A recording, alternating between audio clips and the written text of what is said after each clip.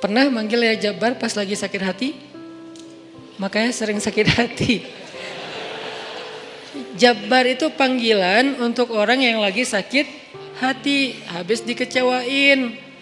Dikecewain oleh apa? Banyak lah, tergantung circle kehidupan kita ya. Ada yang circle-nya lebih ke main, berarti disakitin sama gengnya. Ada yang circle-nya lebih ke romantis-romantisan, disakitin oleh mantannya. Ada yang circle hidupnya seputar masalah kerja, disakitin oleh vendornya, oleh partnernya, oleh teman bisnisnya. Soal circle family life kita disakiti oleh keluarga, anak, orang tua, pasangan, dan seterusnya gitu kan. Yang jelas ketika kita merasa disakitin, ketika kita merasa kayak dikecewain, panggillah Allah. Sebelum kita memanggil netizen. Kan kita suka manggil netizen dulu ya. Posting, update status, story. Terus storynya tuh curhatnya minta respon lagi tuh. Dengan kasih polling lah.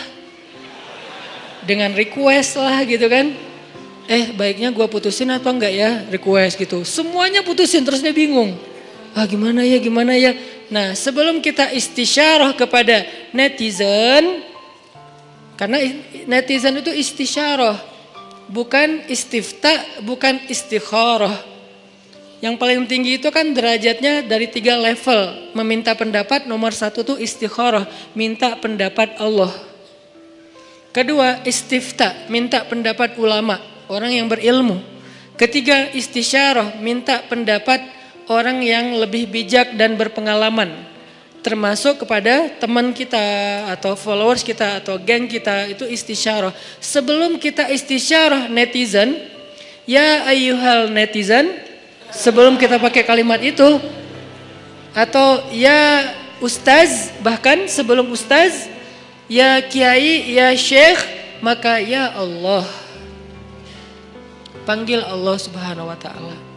Manggilnya gimana Ustadz? Salah satunya selain kata Allah pastinya, karena itu kalimat yang paling mulia, kita juga bisa manggil tematik. Ya Jabbar. Ya Jabbar itu bisa 2. Sebetulnya 3 maknanya Jabbar, tapi yang lebih common tuh 2. 1, dipanggil untuk masalah-masalah yang sifatnya bukan hanya besar, tapi kayak kekuatan. Ya Jabbar, ya Qahar. Arti Jabbar dalam konteks itu yang perkasa, yang memaksa, ya Qahar yang menaklukkan. Sehingga dipakailah kalimat Jabbar, Qahar, Aziz, kan kata-kata yang nama-nama yang perkasa gitu untuk doa-doa yang sifatnya biasanya dipakainya dalam kondisi terzolimi. Ini doa-doa orang yang terzolimi. Kayaknya nggak perlu dihafal juga sih. Bukan nggak perlu dihafal, nggak perlu dipakai. Kenapa? Berharap kita tidak mendoakan orang yang zolim.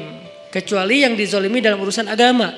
Kalau dizolimi urusan pribadi sih, mending jangan mendoakan orang yang menzolimi. Kenapa? Rugi. Mending doain diri sendiri. Ketika kita punya kesempatan doa kita diijabah, jangan kasih doa itu untuk orang lain. Rugi, walaupun bentuknya mendoakan atas keburukan, tetap rugi. Mending kita pakai buat doain diri kita sendiri. Ya Allah, saya lagi dizolimin, mudah-mudahan. Nah gitu kan, berarti kan kita dapat kebaikan. Ya Jabbar, itu panggilan orang yang sedang sakit hati. Jadi 1 artinya untuk orang yang lagi dizolimi, 1 lagi untuk orang yang lagi hatinya kayak sedih, kayak disakitin. Gak sebesar zolim sih, cuman ya lumayan lah, bikin gak bisa tidur, bikin tumbuh jerawat gara-gara itu gitu kan ya. Karena stres. Jadi intinya adalah panggil Allah kalau kita lagi sakit hati dan dikecewain. Ya Allah, ya Jabbar. Salah satu doa minta disembuhkan kecewa dan sakit hati di dalam sholat adalah Rabbighfirli warhamni wajburni. Kalimat wajburni. Selama ini kita baca enggak?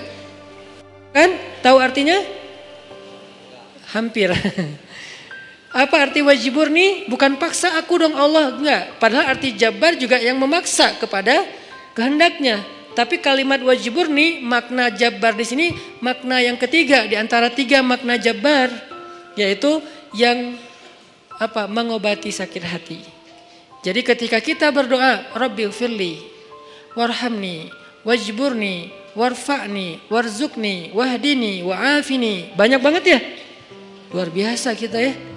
Wajburni itu artinya kalau kita terjemahin, sembuhkanlah sakit hati saya. Atau bahasa lain juga bisa diterjemahin, hiburlah aku ya Allah, aku lagi sedih nih.